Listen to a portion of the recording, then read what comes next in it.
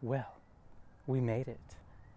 Hello and welcome back to the garden. My name is Brandon and I garden in Zone 9B, Southeast Texas, more southeast of Houston to be exact. And this is a kind of part two of a video that I released late yesterday. And so this is the result of the little frost that we had, which turned out to be a nothing burger, I suppose you could say, which is what I predicted it would be. A few little things. Yesterday, I did not really get into what the forecast exactly was, so I'm going to post now a little screen grab of what the forecast was supposed to be. So basically, the forecast for me and for most of Houston was to come down right to the freezing point, like 32 degrees or below for people more west and northwest of me. And for me, I was supposed to get down, according to the weather app this morning, I got down to 36 degrees. I know that I'm a little bit cooler than that because I think that the way the weather apps work is that they take the temperature a certain number of feet above the ground and it's somewhere else. It's not the temperature that was recorded in my yard and garden. So I have, through the last couple of years, learned that I need to know what the temperature is in my garden. And so I did, I set out this thermometer actually. So let me just, less editing, easier for me. This is what we got down to. So this is the low temperature, 32 degrees. That was the high temperature yesterday when I reset this. And then it is 55 degrees right now. So, or that was actually in the sun even, it's a little lower than that. So yeah, it got down to exactly 32 degrees. And I walked around the garden a little bit and I was very hard pressed to find any kind of damage. So I'm not really going to go over all of the plants that I showed yesterday because basically everything looks the same. I didn't look too closely at the basil that I showed first, so maybe we will go take a look at that first. But yes, essentially what I predicted was what happened. No change to the garden. There is a rose here that is a little unhappy. I purchased this from Houston Garden Center last week because I like to waste my money. It was really pretty and I couldn't help myself, but the blooms, whether they're just dried out or whether this is a little bit of frost damage, and it's not likely on this rose. I think it's just that the soil is brick dry, honestly. This is the only thing that looks even at all sad when I got home a little bit ago from work. So let's go look around a little bit. I'm mostly just going to give you a short garden tour today and say, hooray, I won this gamble. At this time of year, mid-December, there's usually an event like this.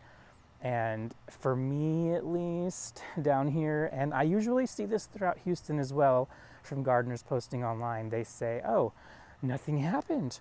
No surprise to me. I've kind of seen it enough years now to know, but it's good to have this documented and to show what actually happened. So let's go look at that basil real quick, and then I'm just going to give you a little bit of a tour and call it a day, and I'm going to go get to work in the garden, which is what I do every afternoon after work.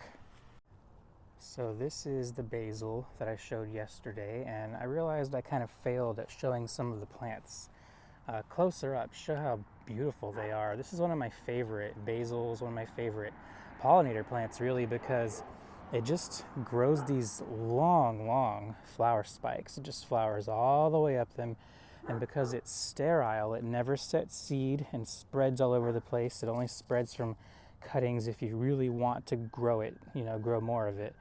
But it doesn't get unruly on its own.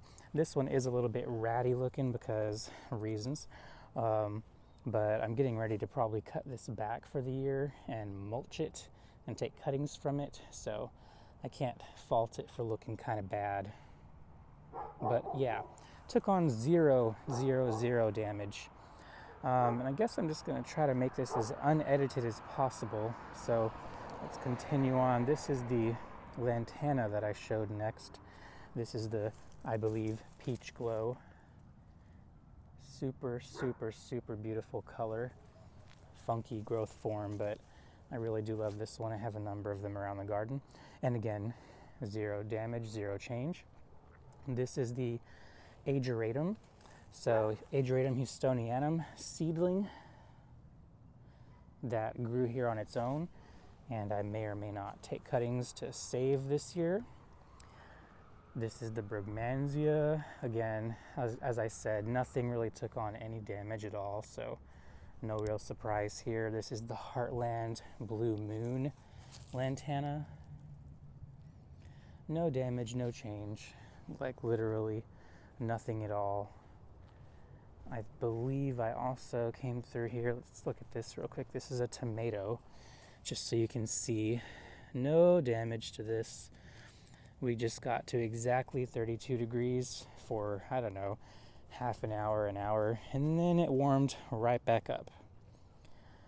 This is the Monarch Magic Ageratum that I showed. And like I said, I realized I kind of failed at getting close-ups of plants so you can see how beautiful they actually are. So here's a little bit of a close-up. This has been a real favorite plant this year. And this is Citrine, the Lantana that I mentioned right after that. This one has really been a favorite this year. I've been growing this one for 2 years now. And oh, this is a specimen of Blue Chill, the salvia that I showed at the end.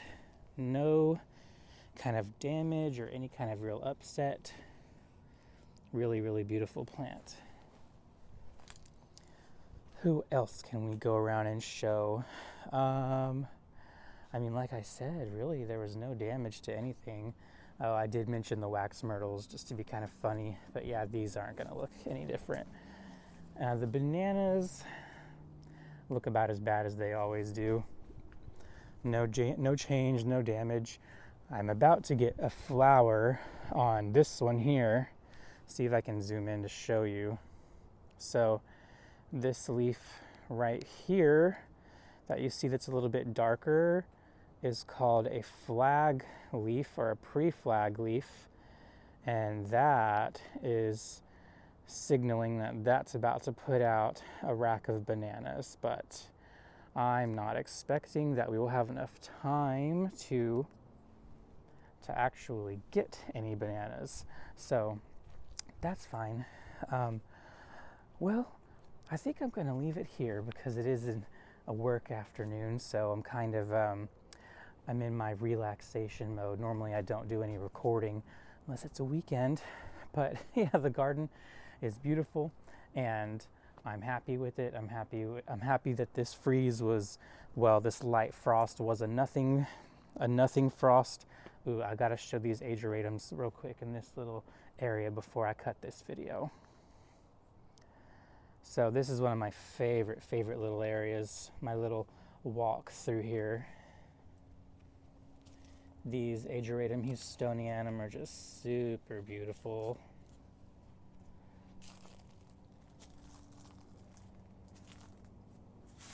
Got some ferns here. More houstonianum here. Slightly different, I guess you would call it a phenotype.